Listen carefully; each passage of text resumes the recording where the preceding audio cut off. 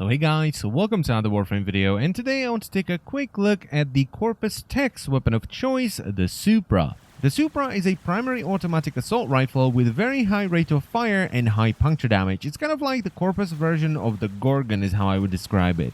However, unlike the Gorgon, the Supra doesn't really have any supportive stats whatsoever because the critical chance is only 2.5%, the crit multiplier is 150%, and it only has 5% status chance. The Supra isn't really that hard to get because you can get the blueprint for it from the Corpus lab in your dojo. The blueprint will cost you 15,000 credits, and then to build it you will have to put an additional 25,000 credits, 7 field drawn, 1,000 alloy plates, 7,000 salvage, and 1 Forma.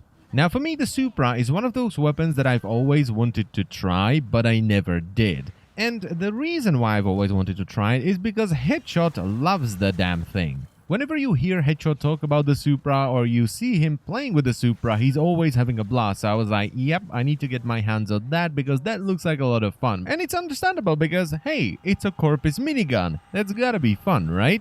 So I finally built the Supra and I ended up with a 4 Forma build where I've added 4 Vs. And the mods I'm using are Serration for more damage, Split Chamber for multi-shot, Heavy Caliber for even more damage, and it makes it kind of more ridiculous because the bullets will fly all over the place and it just looks more fun. Then Shred to add some fire rate and also Punch Through, and this actually increases the damage of the weapon by quite a bit. Next up, I'm using Entropy Burst, which is an augment you can get from Cephalon Suda if you're the rank of Wise or higher for 25,000 standing, and this gives you bonus 20% base status chance and the entropy effect. Now, the base status chance is multiplied by multi-shot, so if you're using Split Chamber, which you should, it makes the weapon status viable, even though you can only get to about 54.6% status with Entropy Burst, 3 dual stat mods and Split Chamber, and that's because the Supra has very high rate of fire, so even though you're only proccing status with sort of every second shot, you're gonna be firing so fast that it doesn't really matter. And the entropy effect is great as well because once you get enough affinity while having the Supra equipped, you will explode, dealing 1000 magnetic damage to all enemies around you, proccing magnetic status on them, and it will also restore 25% of your base energy and temporarily increase your maximum energy by 25% as well. And after that, I'm just using 3 dual stat mods, which most of the time is going to be High Voltage and Malignant Force for corrosive damage and Thermite rounds for heat damage.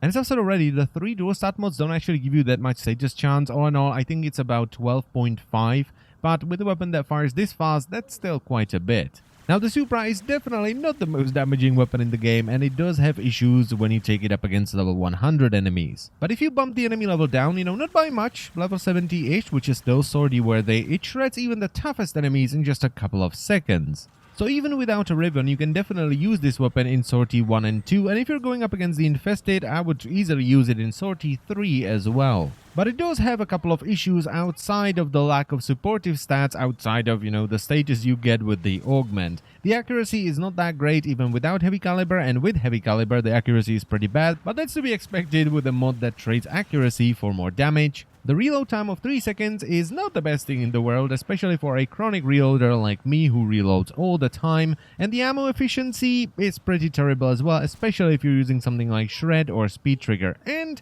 let's not forget that the bullets do have travel time, so if you don't like that, if you don't like leading the target, this is probably not a weapon for you.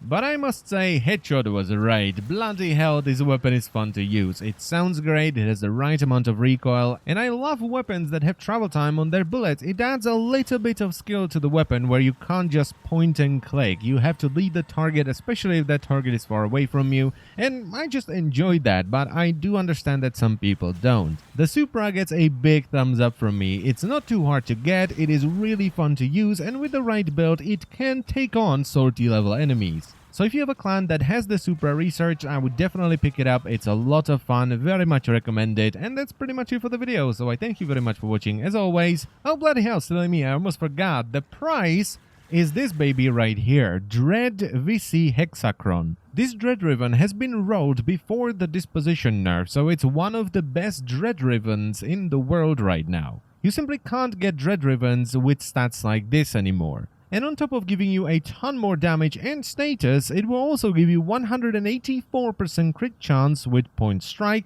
and without Point Strike you will still be at 109% crit. And that's pretty much it for the video, so I thank you very much for watching as always, and I will see you next time.